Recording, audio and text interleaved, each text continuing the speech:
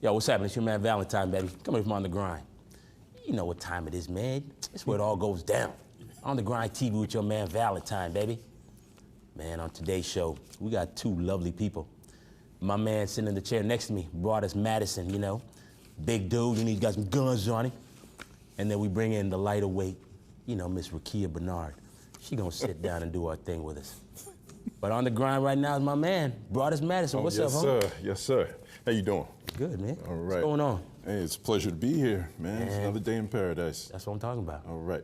Man, Mr. Navy boy. Yeah. What's up, man? How long you spend in the Navy? After I graduated from undergraduate school, I went into officer training school for United States Navy. Yeah. And just went out into the fleet after I got my commission as a lieutenant junior grade. Yep. And served on a couple different ships. The primary one being the USS Nimitz. Nimitz. Big old aircraft carrier. Mm-hmm. I always called it Death Star. So man, it was a big ship. I know how I actually been on one and walking. I mean, a big dude like yourself, man. I don't understand. I mean, you got to walk through almost like this, or it's just normal? Brother, everything was about sideways action. There was a hatch there. I had to go like this to the side. It was always, most of my time on the ship, you were either bending over or moving around to the side and stuff. Now, was Nimitz actually in any action? Well, right? Just like most aircraft carriers, we are forward deployed, and so that means we're usually where the hot spots are. And so I was fortunate with the time I was on my ship, I was fortunate to spend time in the Mediterranean, Middle East. I saw places, Turkey, Israel, got to see France, Spain, places like that. Even got a chance South America, a little bit of Africa. Yeah. And then coming over on the West Coast, was able to see places like Singapore, Hong Kong, Thailand, places like that. So it was you basically go where the president tells you to go. There you go. And so we're on the scene, but it was also a blessing. So we saw some things, participated in some things, but the best part about it is as a young man coming from Baltimore and then hadn't done a lot of traveling, gave me a chance to get around the world, meet different peoples around the world, meet different people from within the country, U.S. A lot of different people on that ship. Exactly. Now, then you come back home. Mm-hmm. And now you enter police force, man. So you come from the Navy, then you now, is it Baltimore PD? Oh yeah, Baltimore PD. It's just like anything, a young man, spend about 5 years in the military, we get out and trying to figure out, what's next? Yeah. What's going on in my life next? And so for me, it was literally me and a buddy. We came home and, we had just gotten out and didn't know what our prospects were. And so we said, wanted the adventure to continue. Yeah. And so we were like, hey, let's go on down. They were recruiting at the, Baltimore Police Department. So we just said, hey, let's go on down and have some fun, continue to wear the uniform, have some fun. Yeah. Serve our community and stuff, so. And I didn't stay a long time. Yeah. I stayed a little less than 3 years, but it was a good experience. I got a chance to, help out in the community. Had some, there were some ups and downs and no doubt, things like the hot times and all. But overall, it was a good, positive experience. I think out of that, though, I realized I was getting tired of wearing uniforms all the time, and I wanted to just transition to the next adventure. And the next adventure, I mean, actually, let's rewind that back because you've got 2 degrees, man. Oh yeah. And I snuck those in somewhere. I mean, you could have been a teacher or a professor or something. I mean, but you chose the Navy and the PD. Yeah. I mean, and then all of that now breaks up and you get into acting. Yeah, well, I grew up in a household where, I grew up in a household actually where both my parents were in the military, so we always had that calling. You had to. It wasn't like we had to as much as that was the example that was set for us. And so it was almost a natural thing. Also, what was natural was education. Mom worked her whole life. Both parents, God bless, are still living, but they both worked hard their whole lives and got advanced degrees, things like that. So that once again was natural for us. So I got my first degree, master's degree education, and and that was about learning how to relate to people, learning how to teach people, learn how to relate, engage with people. And then the other one was just always my fascination with, books. Believe it or not, I am a nerd. I like to read, and in addition to lift. And so, going to library school and learning how information is put together and processed, that was just, once again, something that satisfied my curiosity. So this made the easy transition then to get into the acting.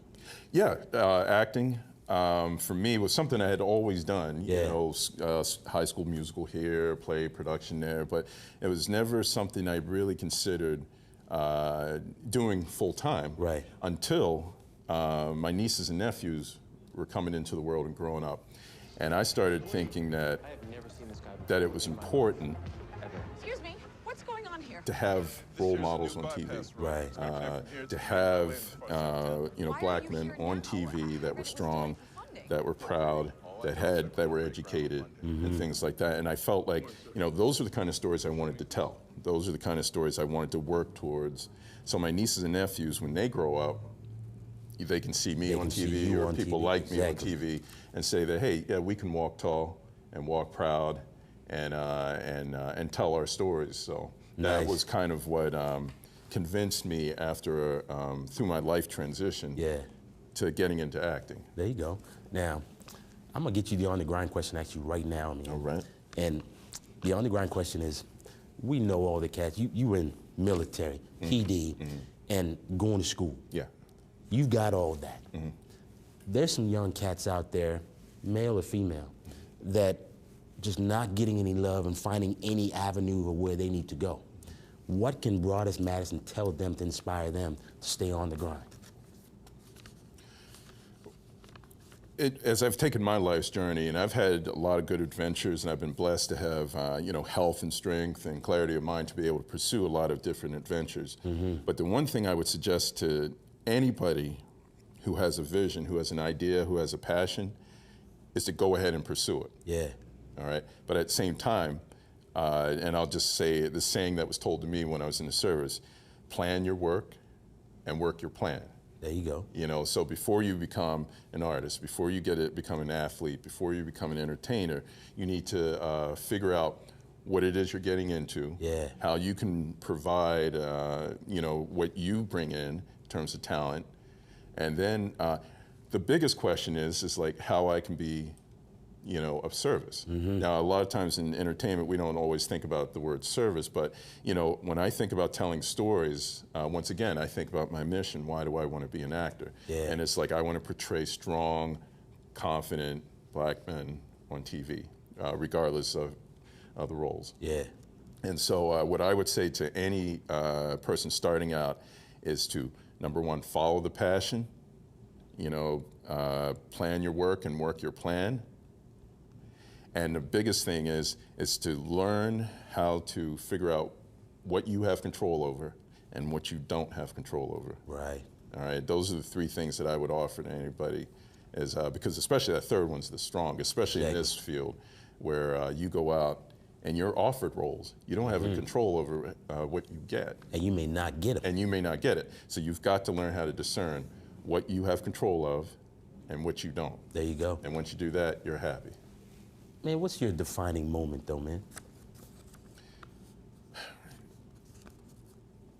I mean, I would say there's a lot of different benchmarks along the way. I was very proud to receive a commission. I was very proud to, have graduated and get those higher degrees and things like that. I would say the thing that is most touching to me is when my dad currently suffers from a, he's going through his stages of going through Alzheimer's. But I remember when my mom told me that he kind of heard my voice on TV. It was a show that one of the shows that I did. And my mom was setting up to watch it, and he recognized my voice and heard on TV. And that to me was something I remember. Probably, and it's one of the stronger moments because, it's about family and stuff like that. And I really was, really connected with that. That's what I'm talking about. All right. You know what I mean? All right. Man, what's next for you, man?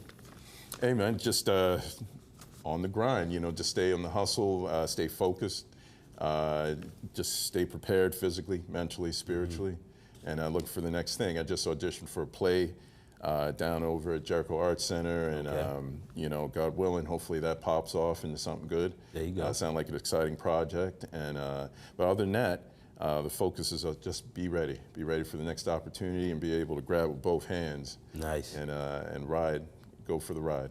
Twitter, Facebook, man? Yep, Broadus, pretty simple. At Broadus, Broadus, on Twitter. Facebook's the same, facebook.com/Broadus. And what else we got out there? We got all kind of stuff. So you type in Broadus into Google, probably the first 8 or 9 hits are probably my various websites, presidents, and things like that. Yeah. My first name's pretty unusual for a first name, so it's easy to find. So, there you go. Yeah, so so far I got the first 8 or 9 hits covered. There you go. So. Man, quickly. Yeah. With being in the game though, man, how you stay hungry, bro? Well, it's just like my whole life, you know, the discipline and fortitude I learned it from my parents, and seeing them grow up and moving ahead in life. Sometimes when things were stacked against them, that was put inside me. Yeah. You know, the training that I received from being in the military, you know, just being able to move forward and adapt, improvise, and overcome. You know, we were always taught that. That's helped me out. There you go. And it's always about having the intention. I know what I want to be, and so everything's geared towards that. Right. Whether it's you know, keeping physically fit, keeping the mind sharp through reading and reflection. You know, a spiritual component in terms of maintaining good relationships with friends and family, things like that. It's got to be a holistic approach, and so once you do all that, that keeps you hungry and keeps you focused. Nice. And you just got to say that this is what I want to do, and by God, I'm going to keep on. I'm going to keep on it. Keep on keeping on. Yeah. Broadus Mattison, man, you're doing some big things, bro. Hey, brother. I want to thank you for coming, man. No, I appreciate the chance to talk. Make sure you come back, because we know we're going to have you back here when you get large and in charge like you is right now. Come on back and see me. Hey, brother, I'll buy my own chair. I can have it over here sitting waiting. There you go, man. Hey, this is my man, Broadus Mattison, man. Next up, Rakia Bernard. Yes, sir. All right, now.